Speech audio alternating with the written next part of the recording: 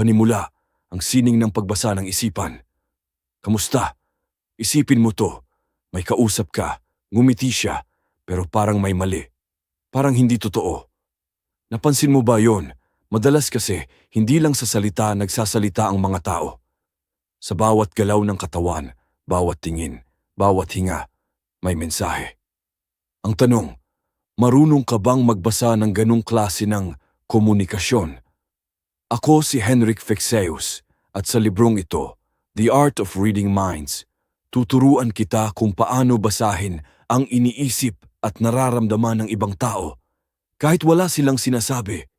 Hindi ito magic at hindi mo kailangan maging manghuhula. Ang kailangan mo lang ay matutong magmasid, makinig at umintindi ng mga senyales na hindi sinasabi ng bibig. Sa loob ng isang oras, ipapakita ko sa iyo ang mga sikreto ng body language, micro-expressions, tono ng boses, at kung paano mo pwedeng gamitin ang lahat ng ito para mas maging maayos ang pakikitungo mo sa ibang tao. Ready ka na ba?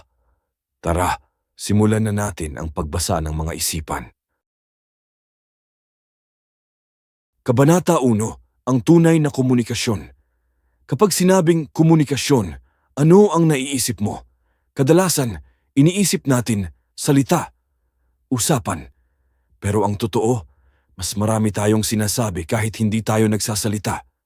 Ayon sa mga pag-aaral, 80% ng komunikasyon ay nonverbal. Ibig sabihin, karamihan ng iniintindi ng utak natin ay galing sa kilos, galaw at tono, hindi sa mismong sinasabi. Halimbawa, may nagsabi sa iyo ng okay lang ako, pero hindi ka matingnan, nakakunot ang noo at malamig ang boses. Sa tingin mo ba, okay talaga siya? Siyempre hindi. Kaya dito papasok ang sining ng pagbasa ng isipan. Hindi natin binabasa ang mga utak ng tao, kundi ang mga kilos nila. Pero tandaan, konteksto ang susi. Hindi mo pwedeng husgahan agad ang isang galaw. Halimbawa, kung ang isang tao ay nakatupi ang mga braso, hindi agad ibig sabihin galit siya o sarado ang isip. Baka malamig lang, o baka mas komportable siyang ganun ang posisyon. Kaya ang mahalaga, kilalanin mo muna ang baseline ng isang tao. Ano ang normal nilang kilos kapag relax sila? Kapag alam mo kung ano ang natural sa kanila, mas mapapansin mo agad kung may pagbabago at doon ka pwedeng magsimulang magbasa ng emosyon o intensyon. Tandaan mo rin ito, hindi sapat na tignan lang ang isang senyales. Kailangan mo ng kombinasyon ng mga kilos at unawain ito bilang buo, hindi pira-piraso. Isipin mo na parang jigsaw puzzle ang isang tao, bawat galaw ay isang piraso, pero kailangan mong makita ang buong larawan bago ka makagawa ng konklusyon. Sa mga susunod na kabanata, pag-uusapan natin ang mga sinyalis sa katawan, mukha, kamay, paa, at pati tono ng boses. Pero ngayon, tandaan mo lang ang pinakaimportanting prinsipyo sa pagbasa ng isipan. Hindi lang nakikinig ang mata mo, nakikita rin ang pakiramdam mo. Kaya mula ngayon, magmasid ka. Huwag lang makinig, tumingin, damhin, intindihin. Dahil minsan, ang hindi sinasabi, yun ang pinakaimportanting mensahe. Kabanata 2, pagbasa ng body language. Sabi nila, actions speak louder than words. At totoo yan, sa body language natin makikita ang tunay na nararamdaman ng isang tao. Hindi ito nababantayan gaya ng mga sinasabi natin. Kaya kung marunong kang magbasa ng katawan, mas maiintindihan mo ang totoo. Ngayon, pag-usapan natin ang mga mahalagang bahagi ng katawan na dapat mong obserbahan. Mata ang mata, sabi nga nila. Bintana ng kaluluwa. Tignan mo kung tumitingin ba sila ng diretso, umiwas ng tingin, o madalas tumingin sa ibang direksyon. Kapag madalas umiwas ng tingin, maaaring may itinatago o hindi komportable. Kapag nakatitig naman ng sobra, baka pilit, parang gustong kumbinsihin ka. Kung mabilis ang pagkurap, maaaring kabado. Tandaan, ang direksyon ng tingin ay may ibig sabihin. Pakanan, Baka nag-i-imagine o nagsisinungaling. Pakaliwa, baka naaalala lang ang totoo. Note, hindi ito 100% totoo sa lahat ng tao, kaya mahalaga pa rin ang konteksto. Kamay likas sa tao ang gumamit ng kamay sa pagsasalita, pero kapag itinatago ang kamay, sa bulsa, sa ilalim ng mesa, baka may gustong itago. Bukas na palad, senyales ng pagiging tapat. Saradong kamao, galit o tensyon. Pagkuskos ng palad, posibleng excited o may inaasahan. Pagkagat sa kuko, kabado. Ang kilos ng kamay, lalo na kung paulit-ulit, ay nagsasabi ng nararamdaman. Paa oo, pati paa may sinasabi. Hindi natin ito kontrolado gaya ng mukha, kaya minsan dito mo makikita ang totoo. Ang direksyon ng paa ay nagpapakita kung interesado ang tao. Nakaharap sa iyo? Engaged siya. Nakaturo papalayo. Gusto na niyang umalis. Subtle ito, pero powerful. Tindig at distansya nakayuko. Baka walang kumpiyansa sa sarili. Nakatindig ng diretsyo. May tiwala sa sarili. Kapag nakalapit siya sa iyo, komportable siya. Kapag lumalayo, baka hindi siya okay sa pag-uusap. May tinatawag din tayong proxemics o pag-aaral ng espasyo sa pagitan ng mga tao. Kapag nilalapitan mo ang isang tao at umatras siya, respeto yon sa personal space niya. Congruence. Magkakatugma ba ang kilos at salita? Ito ang susi sa lahat ng pagbasa ng body language. Ang kilos ba ay tugma sa sinasabi? Halimbawa, may taong nagsasabing, masaya ako, pero nakakunot ang noo at malamig ang boses. Kapag hindi tugma ang katawan sa sinasabi, mas pinapaniwalaan ng utak natin ang katawan. Kaya importante, obserbahan ang congruence. Mabilis na tip. Kung gusto mong malaman kung komportable ang isang tao sa iyo, obserbahan ang postura niya habang tumatagal ang usapan. Kapag unti-unting nag-relax ang katawan niya, ibig sabihin napapalapit ang loob niya sa iyo. Ngayong alam mo na ang basics sa body language, mas handa ka nang makita ang mga senyales na hindi napapansin ng iba. Sa susunod na kabanata, tututukan naman natin ang mukha, ang pinaka-expressive at pinaka-mapaglinlang na bahagi ng katawan. Tara, ituloy natin. Kabanata 3, Pagbasa ng mukha. Kung may isang parte ng katawan na puno ng emosyon, yun ang mukha. Pero teka, ito rin ang pinakamadaling kontrolin at pinakamadaling gamitin sa panloloko. Kaya para sa isang marunong magmasid, ang tunay na clue ay nasa mga maliliit na galaw, mga micro-expression. Micro ano? Micro-expressions. Ito yung mga emosyon na lumalabas sa mukha sa loob lang ng kalahating segundo o mas mababa pa. Minsan, ni hindi mo napapansin, pero nandun na. At ang totoo, hindi natin ito kayang kontrolin. Mga halimbawa ng micro-expressions. Narito ang ilan sa mga madalas makita. Pagkunot ng noo, madalas senyales ng hindi pagsang-ayon, inis o pag-aalinlangan. Pagtaas ng kilay, maaaring gulat, pagkagulat o minsan interesado. Pagngiti, pero teka, totoo ba ang ngiti? Pagkibit balikat, di sigurado o walang pakialam. Pagkurap ng mabilis, kabado, stressed. Pagkagat sa labi, may tinatago o nag-aalala. Tip. Ang tunay na ngiti ay nakikita sa mata. Kapag ang bibig lang ang gumalaw, pero walang galaw sa paligid ng mata, baka pekeng ngiti yan. Paano mo matutukoy ang totoo sa peke? Simple lang. Hanapin mo ang biglang pagbabago. Halimbawa, may sinabi kang seryoso at bigla siyang ngumiti. Pero sandali lang, tapos nawala agad. Baka may hindi siya sinasabi o baka hindi siya komportable sa topic. Ang mga maliliit na bagay, tulad ng singkit na mata, mabilis na paghinga, paggalaw ng ilong, lahat yan ay bahagi ng emosyon. Emosyon sa mukha, 7 pangunahing reaksyon. Ayon sa pag-aaral ng mga psychologist tulad ni Paul Ekman, may 7 emosyon na halos pare-pareho sa lahat ng kultura. Kaligayahan, lungkot-galit, takot, pagkadiri, kulat paghamak o contempt. Kahit saan ka sa mundo, makikita mo ang mga ito sa mukha ng tao. Minsan, kahit wala silang sinasabi.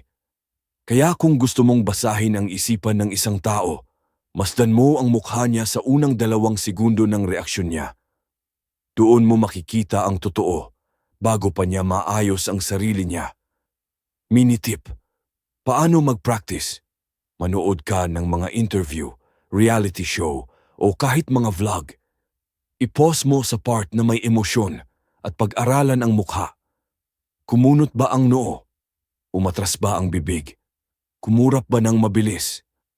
The more you observe, the more you'll see. Ang mukha ay isang canvas ng emosyon, pero hindi ito laging tapat.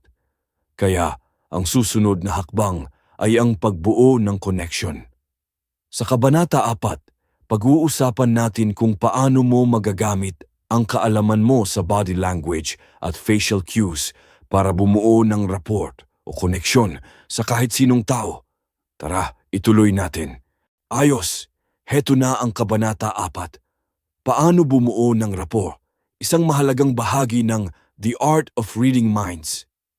Dito malalaman ng tagapakinig mo kung paano gamitin ang mga napansin nila para makabuo ng tiwala at koneksyon. Kabanata 4. Paano bumuo ng rapport? Sa mga naunang kabanata, natutunan mo kung paano magbasa ng kilos, mukha at damdamin. Pero para saan ang lahat ng ito kung hindi mo naman magagamit sa relasyon sa ibang tao? Kaya ngayon, pag-uusapan natin ang rapport o yung koneksyon na nararamdaman mo kapag click kayo ng isang tao. Ano ang rapport? Ang rapport ay yung pakiramdam na komportable ako sa taong to. Parang gets niya ako. Pwede akong mag-open. At kapag may rapport, mas madali ang komunikasyon. Mas nagiging bukas ang tao. Mas nagiging totoo. Paano bumuo ng rapport? Heto ang ilang mga sikreto. 1. Mirroring o pagsalamin. Isa sa pinaka-epektibo, pero dapat subtle. Ibig sabihin, gayahin mo ng kaunti ang kilos ng kausap mo. Halimbawa, kung nakaupo siyang nakasandal, sandalan mo rin ng bahagya. Kung mabagal siyang magsalita, bawasan mo rin ang bilis mo. Kung tumatawa siya ng malumanay, huwag ka tatawang todo. Hindi ito panggagaya, kundi pakikibagay. Ang utak ng tao ay may tinatawag na mirror neurons. Kapag nakakita sila ng kilos na katulad ng sarili nila, mas nagkakaroon ng tiwala. 2. Active listening o tunay na pakikinig. Hindi sapat ang o talaga. Makinig ka ng may buong atensyon. Tumango kapag may punto. Ulitin sa sarili mong salita ang sinabi niya para ipakitang naiintindihan mo. Halimbawa, siya, nakakapagod na talaga sa work. Ikaw, oo nga, parang sunod-sunod ang stress mo, no? Ganon kasimple, pero sobrang lakas ng dating. Mararamdaman niya, nakikinig siya, gets niya ako. 3. Gamitin ang pangalan. Ang pangalan ng tao ay isa sa pinakamatamis na salitang maririnig nila. Tawagin mo siya sa pangalan niya kapag kinakausap. Pero huwag sobra-sobra. Gamitin lang sa tamang timing. Halimbawa, alam mo Ryan, naiintindihan ko yung nararamdaman mo. Subtle pero powerful. 4. Na i-match ang energy. Kung excited siya, ipakita mo rin ang energy mo. Kung kalmado siya, huwag mo siyang taasan ng tono. I-match mo ang vibe niya. Ang tao, mas bumubukas sa mga taong ka-wavelength nila. 5. Hindi solusyon agad. Minsan, pag may nagkwento ng problema, ang tendency natin, magbigay agad ng payo. Pero ang totoo, minsan gusto lang nilang maunawaan. Sabihin mo muna, grabe, ang bigat niyan. Ang hirap siguro ng pinagdadaanan mo. Kapag nakaramdam sila ng empatiya, doon sila mas lalong nagbubukas. At doon, unti-unting lumalalim ang rapport. Ano ang hindi dapat gawin? Huwag mong dominahin ang usapan. Huwag mo siyang i-correct agad. Huwag mo siyang pilitin magbukas kung hindi pa siya ready. Tandaan, ang rapport ay hindi minamadali para siyang pagtatanim. dahan-dahan. Pero kapag lumalim, matibay. Sa pagtatapos ng kabanatang ito, tandaan mo, ang pagbasa ng isip ay hindi lang para makita ang totoo, kundi para makakonekta. Sa pamamagitan ng simpleng pagmasid, pakikinig at pakikiramdam, pwede mong buuin ang tiwala ng kahit sinong tao. At kung gusto mong maintindihan ang iba, unahin mong gustuhin na intindihin, hindi lamang tanungin. Sa susunod na kabanata, pag-uusapan natin kung paano gamitin ang lahat ng ito sa mga mahirap na sitwasyon, kagaya ng conflict, pagtatalo, o pakikitungo sa mga taong mahirap kausap. Ready ka na? Tara, tuloy natin. Narito na ang Kabanata 5. Pakikitungo sa mahirap kausap, isang praktikal at powerful na kabanata mula sa The Art of Reading Minds. Sa parting ito, malalaman ng tagapakinig mo kung paano manatiling kalmado at epektibo kahit sa tense o emosyonal na sitwasyon. Kabanata 5. Pakikitungo sa mahirap kausap. Lahat tayo may nakakausap na mahirap kausapin.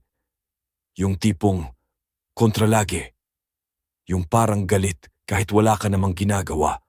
O minsan, yung tipong tahimik lang pero ramdam mong galit o may tinatago. Ang tanong, paano mo sila makakausap ng maayos nang hindi lalong lumalala ang sitwasyon? Unang hakbang, huwag makilevel sa emosyon nila. Kapag galit ang kausap mo at kinantihan mo rin ng galit, boom, sumabog na. Pero kung nanatili kang kalmado, may kontrol ka pa sa usapan. Tandaan, kung ikaw ang mas kalmado, ikaw ang may kapangyarihan. Hindi mo kailangan makipag-away. Ang goal mo, intindihin kung saan sila nanggagaling. Gamitin ang obserbasyon mo. Balikan mo yung natutunan mo sa mga naunang kabanata. Ano ang sinasabi ng body language niya? Nakakunot ba noo? Iwas ng tingin. Nakasara ang katawan, crossed arms. Minsan, kahit hindi sila nagsasalita ng diretso, sumisigaw na ang katawan nila. At kapag napansin mo ito, may edge ka na. I-acknowledge ang emosyon, huwag mong iwasan. Hindi mo kailangang sabihin, kalma ka lang. Kasi ang totoo, nakakainis pakinggan yon kung ikaw yung galit. Sa halip, pwede mong sabihin, mukhang may bumabagabag sa'yo. Alam kong hindi madali ito. Minsan, yun lang ang kailangan ng isang tao, ma-recognize ang nararamdaman nila. Tanong, hindi pilit kung sarado ang kausap mo, huwag mong pilitin. Gamitin mo ang mga open-ended questions tulad ng, ano ang naging mahirap para sa'yo? Ano bang gusto mong mangyari dito? Hindi to interrogation, it's invitation to open up. At kapag nagsimulang magsalita, huwag putulin. Makinig, magbigay ng space. Kung kailangan, kung nararamdaman mong uminit na ang ulo ng kausap mo, huwag kang matakot mag-step back muna. Sabihin mo, mukhang hindi ito ang tamang oras para pag-usapan natin. Gusto kong marinig ka kapag ready ka na. Ito ay hindi pag-iwas, kundi pagbibigay respeto. At madalas, kapag binigyan mo ng space, mas bumabalik silang bukas at kalmado. Mini tip, anger is often a mask for hurt or fear. Tandaan, kapag galit ang tao, madalas may mas malalim pa silang nararamdaman. Baka nasaktan, baka may takot. At kung nakikita mo to, hindi mo sila kalaban, tao rin sila na may dinadala. Kapag inuna mong maintindihan sila, hindi sila lalaban. Mas pipiliin nilang makinig pabalik. Ano ang hindi gagawin? Huwag mo silang pagalitan. Huwag kang magtaas ng boses. Huwag mo silang tawaging masyadong emosyonal. Kasi minsan, simpleng salita lang, pwedeng magpasabog ng galit. Kaya piliin mong maging tagapakalma, hindi taga-udyok. Sa dulo ng araw, ang tunay na mambabasa ng isipan ay hindi lang nakakaalam ng iniisip ng iba, kundi marunong ding kumalma, umunawa at gumalang. Ang galing makiramdam ay hindi para manipulahin, kundi para mas maintindihan. At sa susunod na kabanata, Matututunan mo kung paano gamitin ang lahat ng ito sa mas malawak na social situations tulad ng meetings, interviews, o kahit pagkuha ng tiwala ng taong kakilala mo pa lang.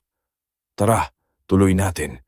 Tuloy na tayo sa isa sa pinakakapakipakinabang na bahagi ng libro para sa work, negosyo o pakikipagkilala.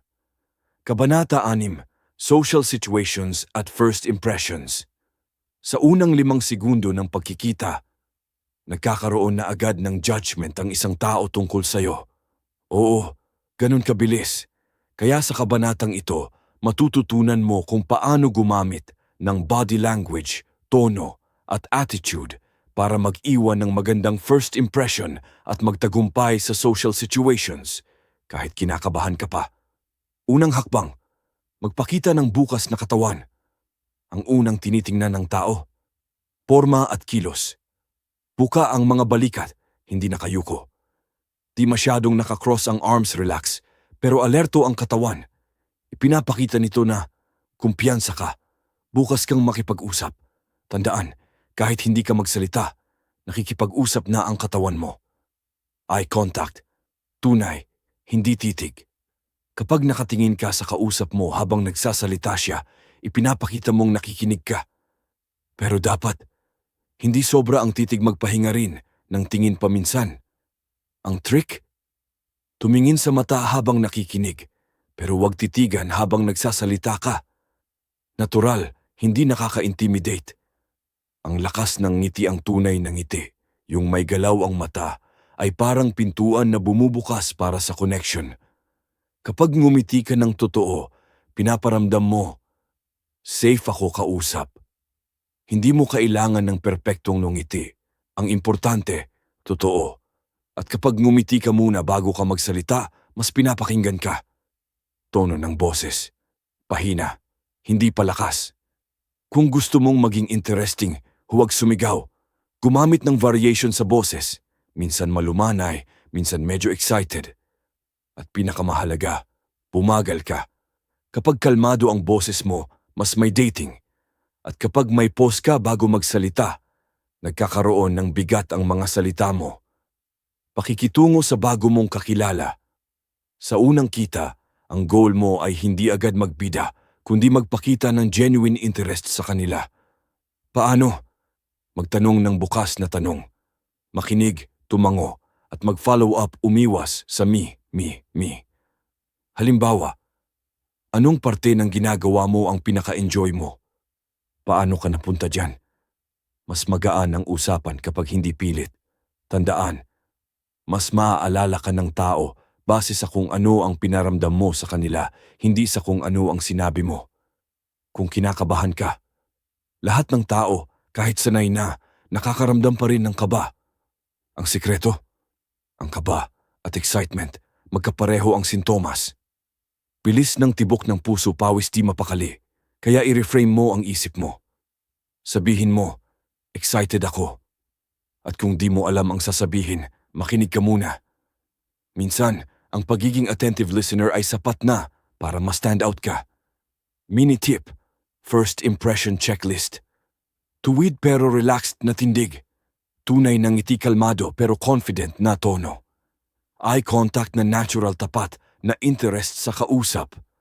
Sa dulo ng araw, ang social confidence ay hindi pagiging madaldal, kundi pagiging present, aware, at bukas sa iba. Hindi mo kailangang maging pinaka-outgoing. Ang kailangan mo lang, malasakit at kaunting practice.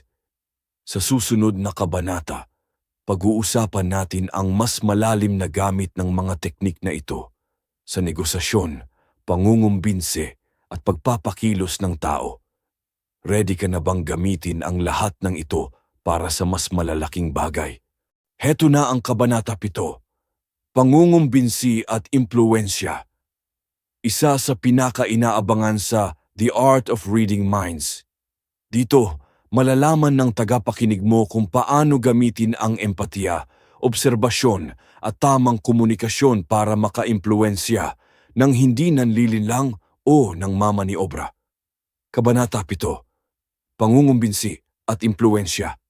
Ang totoo, lahat tayo, araw-araw nangungumbinsi.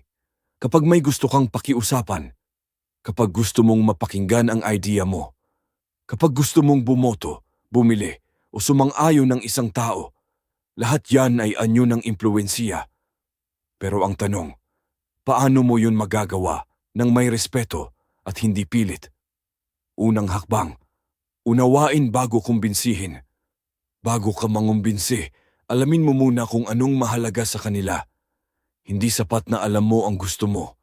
Kailangan alam mo rin ang hinihintay nilang marinig. Halimbawa, gusto mong yayain ang kaibigan mong sumali sa isang proyekto. Mas epektibo kung hindi mo lang sasabihin, gusto ko kasi kasama kita. Kundi, alam kong gusto mong ma-challenge. Ito, perfect opportunity para doon. Gamitin ang wika ng kausap. Kung pamilyar ka sa estilo ng kausap mo, i-match mo ang paraan ng pagkukwento, tono, o mga salitang ginagamit nila. Halimbawa, kung mahilig sila sa facts, gumamit ka ng data. Kung emotional sila, gamitin mo ang damdamin sa paliwanag. Kapag naramdaman nilang pareho kayo ng wavelength, mas madali silang maniwala. Ibigay ang ilusyon ng pagpipilian. Kapag binigyan mo ng dalawang opsyon ang isang tao, kahit parehong gusto mong mangyari, pakiramdam nila may control sila. Halimbawa, gusto mo bang simulan natin to bukas o sa Lunes? Pareho kang panalo, pero mas empowered sila. Ang lakas ng tahimik na kumpiyansa isa sa pinaka-epektibong impluensya. Hindi ang lakas ng boses, kundi ang lalim ng tiwala mo sa sarili mo.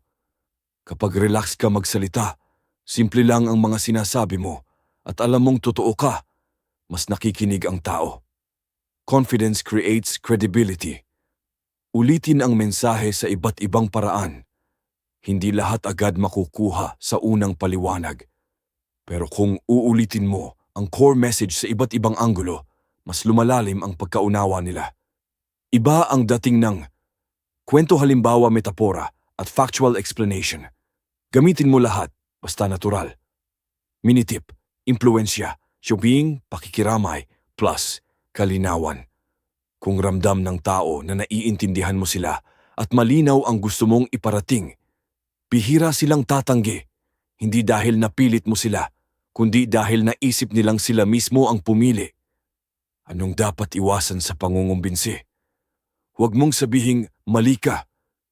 Huwag mong gamitin ang takot o guilt para mapilit sila. Huwag kang magmukhang desperado. Kapag pinilit mo ang tao, maglalagay sila ng pader. Pero kapag tinulungan mo silang magdesisyon gamit ang sarili nilang prinsipyo, sila mismo ang lalapit sa iyo.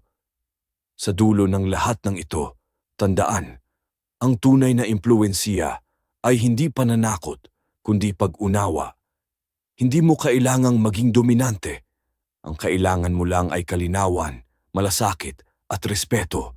At kapag sanay ka ng magbasa ng kilos, makiramdam ng emosyon, at gumamit ng tamang salita, kahit sino, makakakonek ka. Sa huling kabanata ng audiobook na ito, pagsasama-samahin natin ang lahat ng natutunan para maging isang natural na mambabasa ng isipan. Ayos! Narito na tayo sa Kabanata 8, Buod at Pagsasanay, ang huling kabanata ng The Art of Reading Minds. Dito, pag-uusapan natin kung paano mo maipapatuloy at maisasabuhay ang lahat ng natutunan mo mula sa mga nakaraang kabanata sa simple, tuloy-tuloy at praktikal na paraan. Kabanata 8, Buod at Pagsasanay. Pagkatapos ng lahat ng teknik, tips at obserbasyon, isang bagay ang malinaw. Kayang-kaya mong basahin ang isipan ng iba, hindi bilang mahika, kundi bilang mas malalim na koneksyon. Ano ang natutunan mo? Buod ng Kabanata 1 hanggang 7. Kabanata 1. Lahat ng tao ay nagpapadala ng signal. Ang kilos, tono, at kilos ng mata, laging may sinasabi. Kabanata 2. Ang katawan ay nagsisinungaling ng mas kaunti kaysa salita. Kung ano ang kilos, yun ang totoo. Kabanata 3. Empatiya ang pundasyon. Kapag kaya mong ilagay ang sarili mo sa sitwasyon nila, mas totoo ang basa mo sa kanila.